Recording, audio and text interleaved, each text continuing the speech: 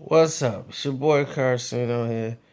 I just came back from the bar. They had a party, and people thought I was an assistant coach for the Chicago Bears.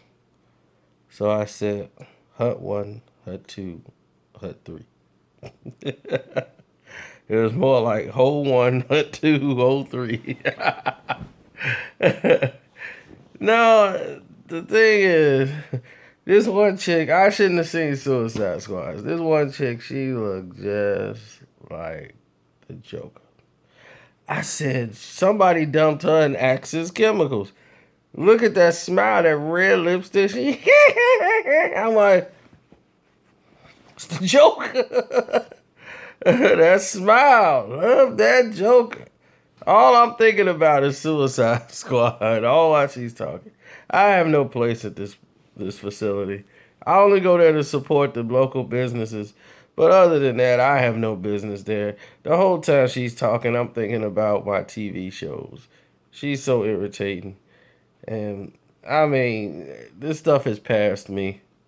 I'll leave it to you young guys. I'd rather sit home, watch some TVs, and watch some Three Ninjas. That's what I got on the screen right now. Three Ninjas. Y'all remember that? The Three Ninjas? Oh man, I'm having a nostalgic moment right now. I'm finna kick back, watch some Three Ninjas, and fall asleep in this chair. And do some karate in my dreams. I mean, the whole time I was there, I think I had the remote control in my pocket. That lets you know I wasn't supposed to be there. But the dialogue and conversation came about, and it was pretty funny. Some of the conversations, but other than that, that's about it. But yeah, whenever I wear this outfit out, I am an assistant coach for the Chicago Bears. They're gonna be, hey coach, what you do? Oh my goodness, man. I tell you, it is incredible. In the world we live in today, man. It is nuts outside. People's minds are so messed up.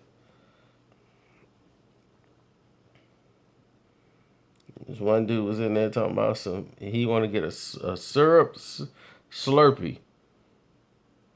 I'm like, when has that become a thing? Syrup Slurpee. I'm like, if I want to drink cough syrup, I'll be at home, going to sleep, because I have a cold. Other than that, I don't want to walk around drinking cough syrup all day. Yeah, it's cough syrup. This that syrup. So I can walk around slurring every day. You think you talking to everybody else.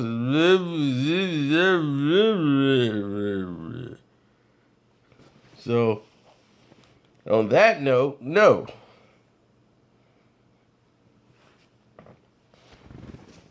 I don't want to sound like Future or Designer. And I don't want to be a future designer. I just want to sit right here, watch some Three Ninjas, chill out, and that's that. And the dude, it's a guy that keeps following every video, wants to know about Sanaa Lathan. I was watching that in the comment sections, like every video he say, like, what's the truth about Sanaa Lathan? I'm like, Sanaa Lathan? Like, besides her being a chick I want to hit, that was Denzel's side piece for a minute. From allegedly, I don't want to throw him under the bus. His wife played this video or something, come on YouTube, she played a video. See, I knew she was your side piece. He be, okay. You real slick. Huh. Okay. So what you saying is that's... Let me stop. I can't even. I'm not even in a mode to do the Denzel. My Negro. You throw me over the bus? You do this to me? I'm putting cases on all you Karceno fans. Yeah. I know the police. Oh, man, let me stop, man. This is just too much. Even for myself. But yeah, that's a Now Lathan guy. Cracks me up. I don't know where he comes from. But every video, he's got something to mention about Sanaa Lathan, which has nothing to do with the conversation at hand. On every video, I'm like, what is this? What is this damage? And then my barber took to offense. Y'all talked about my face. So he was like, tell them your hair grow crazy, man. And it's hard to cut. So I will tell you, yes, my hair grows very strange. So it's very hard to cut. I have that 9 that grows in a swirl. And it grows in different areas. One area grows here in a swirl, and from here, it grows this way. So it grows different. So I might have a patch of hair that might show up here, and it messes up the lining. So it might look like I don't have a lining, but I do. So I have to go in and get a lining or cut it myself every couple of days so it don't look crooked. So hope you understand that. But the barbers, they seem to care about it. I can care less. Barber be my name. And to my barber, that's why I have like 60 of them.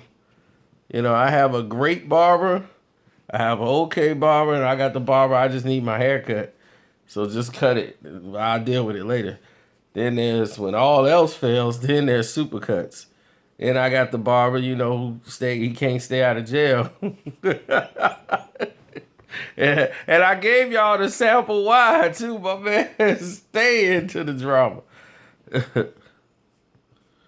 So I'm glad y'all like the videos, and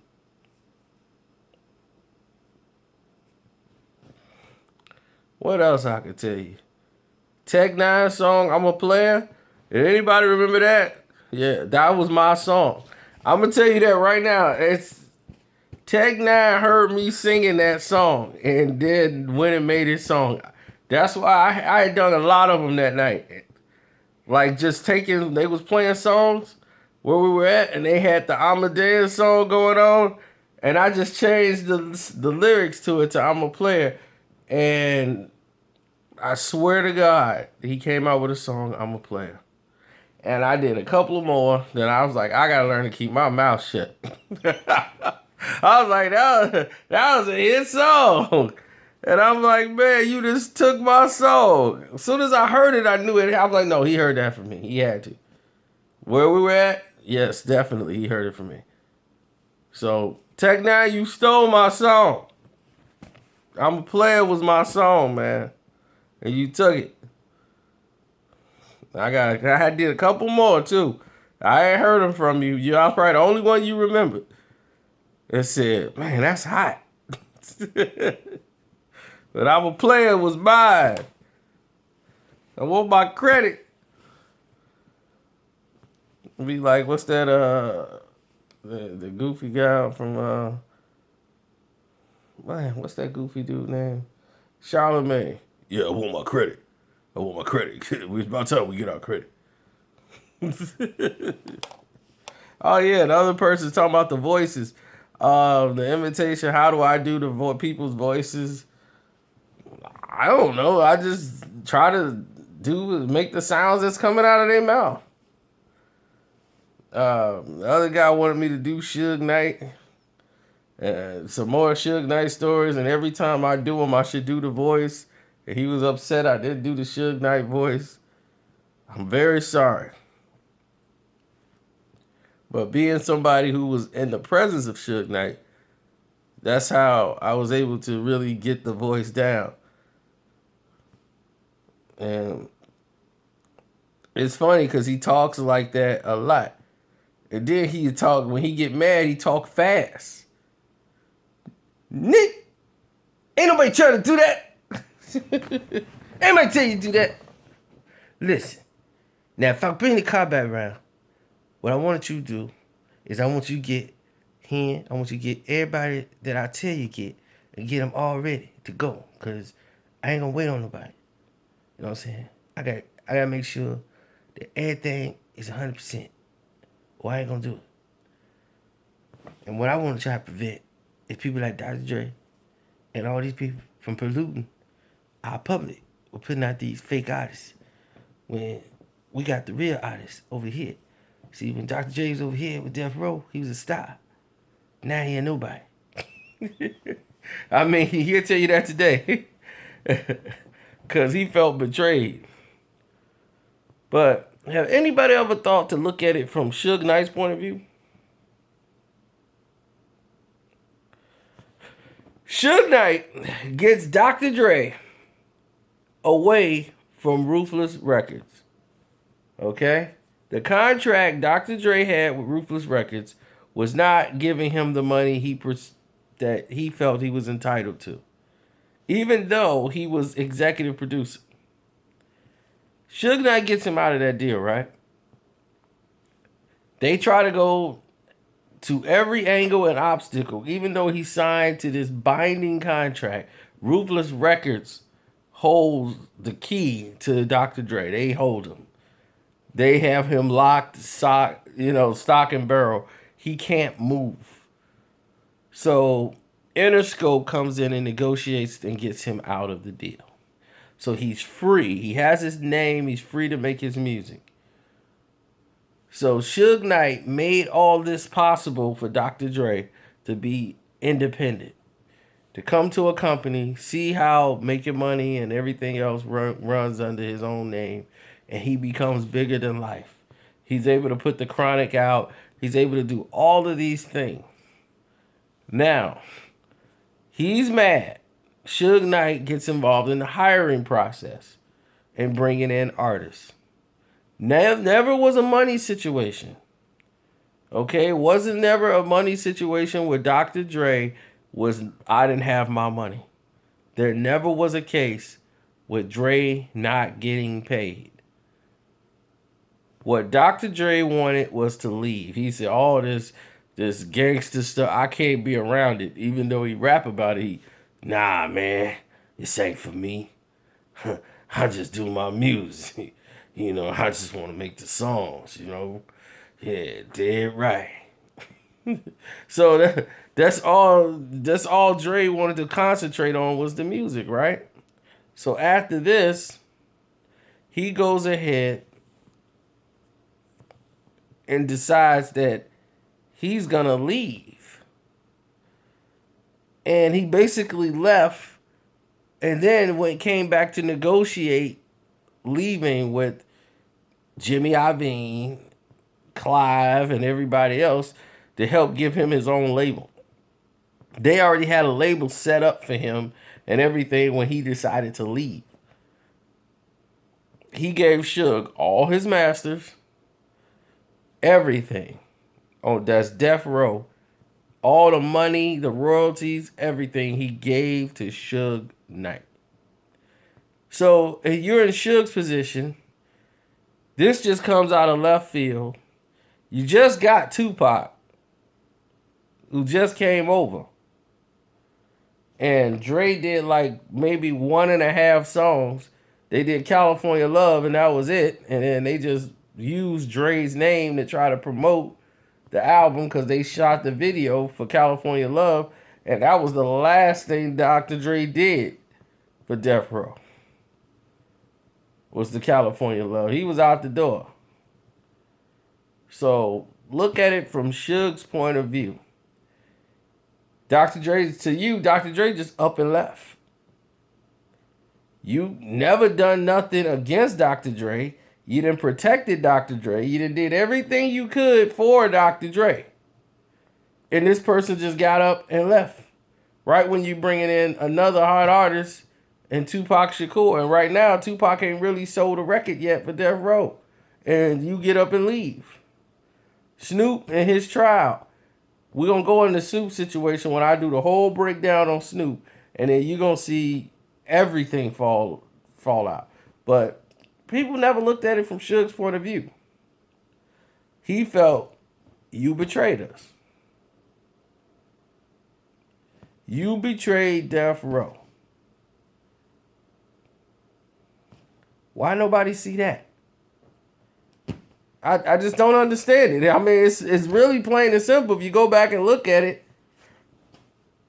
if you go to work at your job, you don't get them a two weeks notice, and you just up and leave, the job has a right to be upset, don't they? I'm just saying.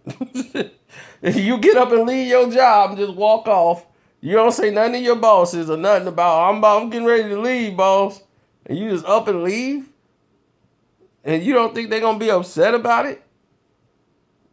Well, even though they can keep the money and royalties and all that, they don't want you to succeed. Come on. Are you serious? Like, good luck, buddy. You screwed us, but good luck. How do you think Suge Knight was supposed to feel about that?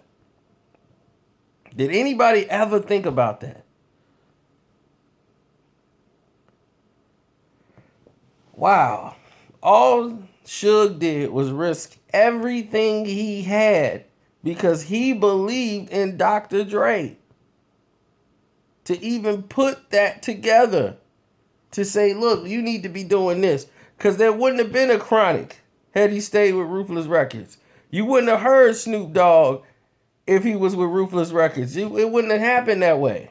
You wouldn't have seen Doggy Style on there. Dre would have been, the Chronic would have been another album on NWA. It would have never been the way it was. So, Suge took the risk, put out the company, and he believed in Dr. Dre's ability. So in order for that to happen, you have to have a sense of music. You have to say, this guy knows what he's doing. This guy's a genius. For me to risk everything I got to believe in another person and get us to the place that we're trying to get to. Am I saying Suge is the nice guy that's going to bring flowers to your mom and all that? He will bring flowers to your mom too. But he'll also beat you down like it ain't nothing if you violate. So he wasn't just somebody that just beat people up for no reason and just to make him out to be a vicious thug, which I think the media does, because there's certain powers involved that's making things happen. And oh yeah, Drake, thank you. Thank you and Universal Music Group for agreeing with me that my video is fair act. For those who don't know, remember the thing Joe Budden was talking about that Drake and them was mad at about his review? I gave almost the same review as Joe Budden. My review just wasn't as vicious as his. I gave an honest review of the album Views. And when I gave that honest review, I guess people at Universal Music Group didn't like it. And I don't know why. I don't think I'm that popular. My review got taken on by a couple of people. And when it got picked up by a couple of people, I guess they saw it and just tried flag it. And we'll just deal with it. So I had to fight to get the video back on YouTube. So you can hear finally my reviews of Drake album, the Drake album Views. You can hear it now. The video's up. They can care less now because the album been #1 for weeks. But now you can watch the video if you care to do so. And thank you to all the people that have watched the videos, those who keep hitting the dislike button, those who keep hitting the likes buttons. People's like, why you take the likes and dislikes down off the... Because I know what irritates haters. Haters want to dislike stuff. That's in their nature to do. So they want to just hit dislike anyway. They don't even watch the video, they just hit dislike. So if I take that away from you, you can't see any results off of it. I'm disrupting the haters. So, I can care less what you do. It doesn't have any effect. So, knock yourselves out. You know, people are like, we're gonna get this shut down. Yeah. I'll be like, for what? I'll just make another page. So it doesn't make any sense. It's like, you getting this page shut down for what? They have no reason to shut me down. I've done nothing that nobody else is doing. I'm not the biggest guy on YouTube. There's plenty of guys doing bigger than me. They doing a lot more numbers. They pay for it, but that's the difference. I don't pay for anything. My numbers are real. These are not actors. Those are real numbers. Every hit you see is real. Every subscriber you see is a real person. No bots, none of that stuff. I don't get involved in any of that garbage because that's not what I do it for. And these people that love to say, how do you know all this? There is a video that basically sets up everything when I say, this is how I know this, or this is how I started. Okay? When I first started off telling people, when Kel Mitchell lived around the corner from us, he's from Grove Heights. Kel Mitchell, Keenan and Kel, that guy, Good Burger, Kel Mitchell is from Grove Heights.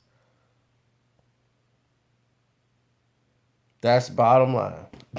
All you need to know. From Kel becoming a star, from a talent show he didn't even win.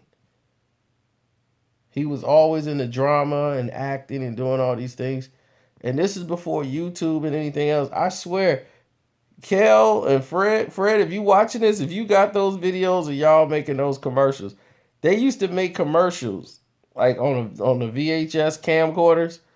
They used to make like these funny little homemade commercials and stuff. And they were great. You know, Fred was working the camera and everything, and they'll film and just had these skits they were doing in the house just because they was bored. So it was funny. Like, Stay High was my favorite commercial y'all did. It was like, are you feeling alone? Do you have no friends? Drink Stay High. And it was like, yes, it's the happening new drink. And he's like, now you're the life of the party.